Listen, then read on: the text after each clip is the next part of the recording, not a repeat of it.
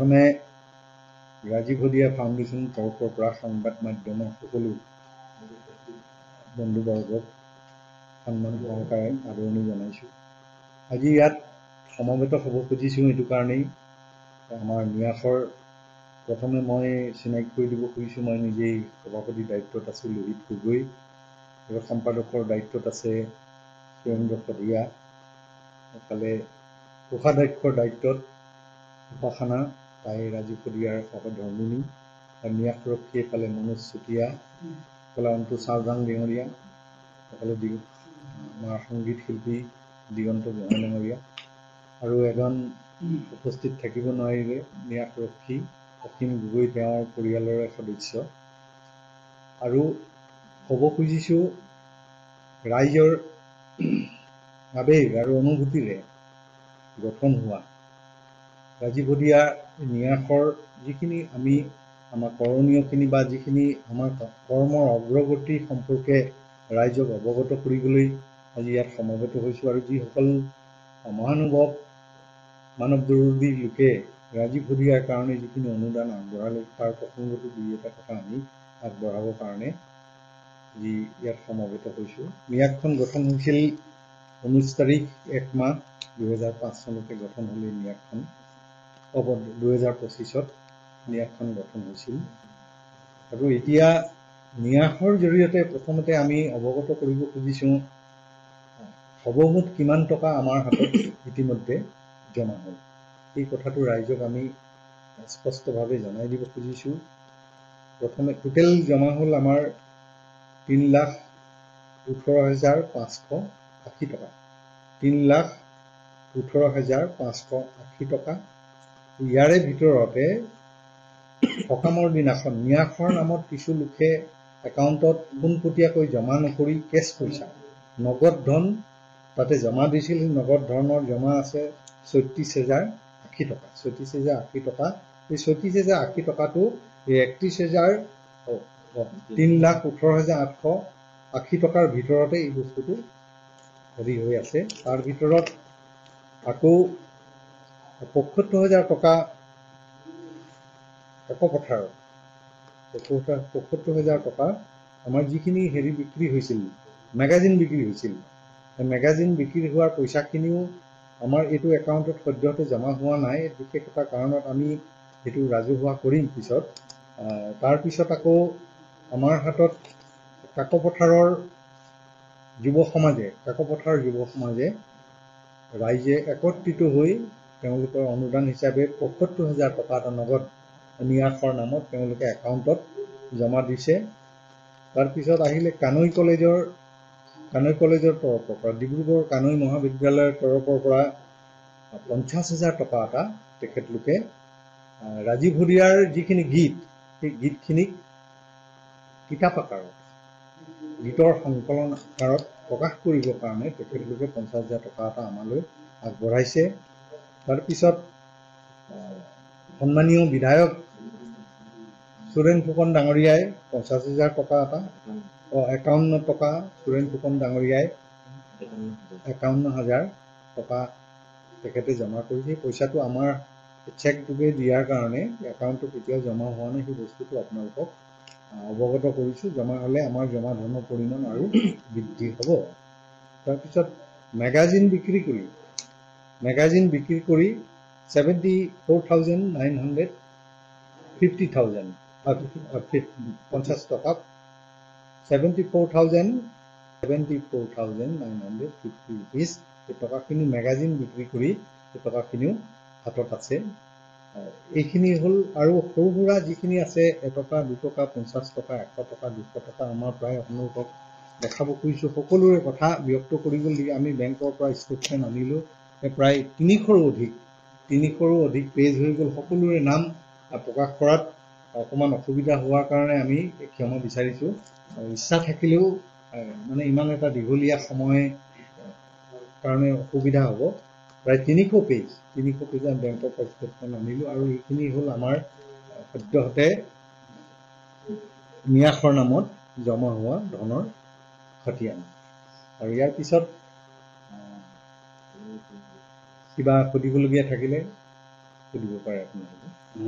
মৌমিতা সেইটো ফালৰ পৰা আমাৰ ন্যাসৰ লগত কোনো যোগাযোগ ইতিমধ্যে পোনপটীয়াভাৱে নোহোৱাৰ কাৰণে অকণমান বিসংগতি এটাৰ সৃষ্টি হ'ল। তাৰপিছত হ'ল কি, মৌমিতাৰে যদি দিব খুজিছে, আন্তৰিকতাৰে দিব খুজিছে, অকল মৌমিতা বুলিয়েই নহয়, যদি সুদূৰ বাহিৰৰ পৰা যদি চাকিৰাও যদি পইচা দিব খোজে আমি আন্তৰিকতাৰে তাক গ্ৰহণ কৰিম।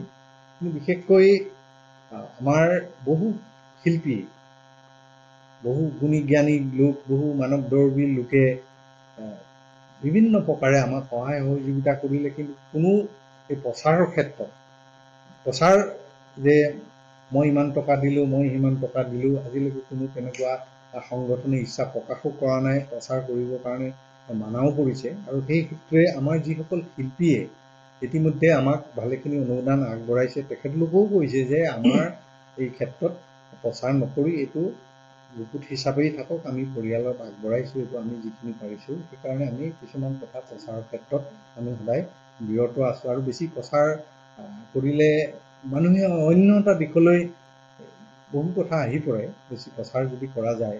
কিন্তু মৌমিতাৰ ক্ষেত্ৰত আমাৰ লগত পইচাকেইটা এতিয়াও আমাৰ হাতত পৰা নাই, মই যোগাযোগ হোৱা নাই। আকৌ ক'ব খুজিছোঁ, যদি মৌমিতাৰে আমাৰ ফালৰ পৰা আমি এটা ভাবিছোঁ দেই, মনতে এটা কথা ভাবিছোঁ, মৌমিতা যদি অসমত এতিয়া যথেষ্ট জনপ্ৰিয়, অসমৰ ৰাইজে আদৰি লৈছে, মৌমিতাক স্বাগতম জনাইছে, বহুতে ভাবিছে মৌমিতাই অসমলৈ আহি অসমীয়া সংস্কৃতিৰ জগতখনক অধিক টনকিয়াল কৰিব, অধিক চহকী কৰিব। তেনেকুৱা এগৰাকী শিল্পীৰ মুখত যদি আমাৰ ৰাজীৱ হদিয়াৰ গীত এটি প্ৰতিখন মঞ্চত যদি আমি শুনিবলৈ পাওঁ, আমি ভাবিছোঁ তেওঁ 50,000 টকাৰ মূল্যতকৈ যদি একোটাকৈ যদি গীতো গাই দিয়ে, তেতিয়াহ'লে 50 লাখ মূল্যৰ সমপৰ্যায়ৰ হ'ব বুলি এনেকুৱা এটা ভাবি, গতিকে ৰাজীৱ হদিয়াৰ গীত পৰিৱেশনৰ বাবে যদি তেওঁ ৰাজীৱ হদিয়াক যদি একান্ত মনেৰে যদি ভাল পায় বা শ্ৰদ্ধা কৰিছে, বা তেওঁৰ গীত মাতবিলাকক জীয়াই থকাৰ ইচ্ছা তেওঁ যদি প্ৰকাশ কৰিছে, ৰাজীৱ হদিয়াৰ গীতবিলাকক মঞ্চত গাবলৈ আমাৰ ফালৰ পৰা এটা আহ্বান এটা থাকিল। এইটো আৰু কোনো ভুল বুজিব নালাগে, আমাৰ কোনো ডিমাণ্ড নহয় বা আমি কোনো তাক জোৰ জবৰদস্তি ক'ব খোজা নাই। এই কেতিয়াবা এনেকুৱা কিছুমান কথাত আমাৰো দুখ লাগে, ৰাজীৱ হদিয়াৰ ৰাইজেৰ আৱেগেৰে, ৰাইজৰ যিখন ৰাজীৱ হদিয়াৰ মৃত্যুৰ পিছত মানুহৰ মনৰ যিটো উৎসাহ, ৰাজীৱ হদিয়াক জীয়াই ৰখাৰ কাৰণে ৰাজীৱ হদিয়াৰ প্ৰতি যিটো সন্মান, এই সন্মান এনেকুৱাবিলাক দেখাৰ পিছত ৰাজীৱ হদিয়াৰ মাজত এনেকুৱাবিলাক বিতৰ্ক সৃষ্টি হ'লে আমাৰ ন্যাসৰ ফালৰ পৰা আমি অকণমান দুখ প্ৰকাশ কৰোঁ। আৰু গতিকে এনেকুৱা ধৰণৰ বিতৰ্কৰ পৰা আঁতৰি থাকিব পাৰিলে আমাৰো মংগল, আৰু ৰাইজৰ মাজত যিটো সুধুৱনি, সেই সুধুৱনি আঁতৰি থাকি এটা ভাল পৰিৱেশলৈ আহক, তেনেকুৱা এটা আমি কামনা কৰোঁ। অন্যান্য লোকৰ প্ৰতি আহ্বান জনাইছোঁ, তেওঁলোকে ইতিমধ্যে বহুতে স্বীকাৰো কৰিছে দেই, অসমৰ প্ৰায়বিলাক প্ৰতিষ্ঠিত শিল্পীয়ে ৰাজীৱ হদিয়াৰ লগত যথেষ্ট ঘনিষ্ঠতাও আছিল। কিছুমানে আহিব পাৰিলেও নোৱাৰিলেও তেওঁ বিভিন্ন প্ৰকাৰে সমবেদনা জ্ঞাপন কৰিছে, বা দুই এটা অনুদান নিজে আহিব নোৱাৰিলেও পৰিয়ালৰ হাতত যি পাৰিছে সেইখিনি তেওঁলোকে আহি ইয়াত জমা দি গৈছে। সেইদিনা বিপিন চাওডাঙো আহি গৈছে, মহেন্দ্ৰ হাজৰিকাও আহি গৈছে, সকলোৱে আহি তেওঁৰ ওচৰত ৰাজীৱ হদিয়াৰ প্ৰসংগত সহমতেই প্ৰকাশ কৰি গৈছে। আৰু এটা কথা সুধিব বিচাৰিছোঁ, যিহেতু ফাউণ্ডেশ্যনৰ যিটো মেম্বাৰ, সেইটো নাম আপোনাৰ এটা বস্তু কিন্তু সামাজিক মাধ্যমত এটা প্ৰচাৰ চলি আছে, জিতেন দত্তৰ কথাটো আপোনালোকে দেখিছে, তেখেতৰ সন্দৰ্ভত কি ক'ব? জিতেন দত্ত তেখেতে অফিচিয়েলি আমাৰ ন্যাসখনত নাই।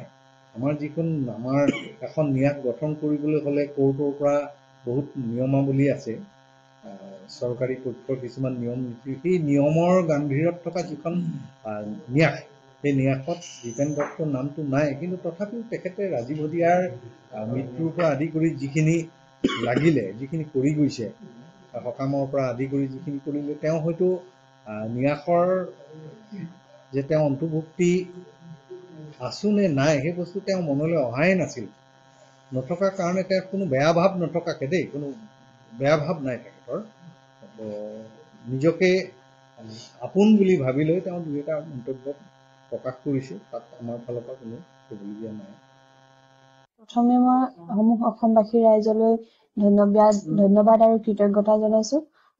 আদ্য শ্ৰাদ্ধলৈকে বা এই মুহূৰ্তলৈকে অসমৰ ৰাইজে ইমান সহায় সহযোগিতা মৰম দিছে, তেওঁলোক সকলোলৈকে মই সেৱা নিবেদিছো। আৰু ৰাজীৱ শদিয়া প্ৰসংগক লৈ যদি কিবা ৰাইজৰ জানিবলগীয়া বা সুধিবলগীয়া থাকে, তেনেহলে সেই বিষয়বস্তুবোৰক লৈ আমাৰ যিটো ন্যাস, ৰাজীৱ শদিয়াৰ যিটো ন্যাস গঠন কৰা হৈছে, ন্যাসৰ লগত যোগাযোগ কৰিবলৈ ৰাইজক আহ্বান জনালো।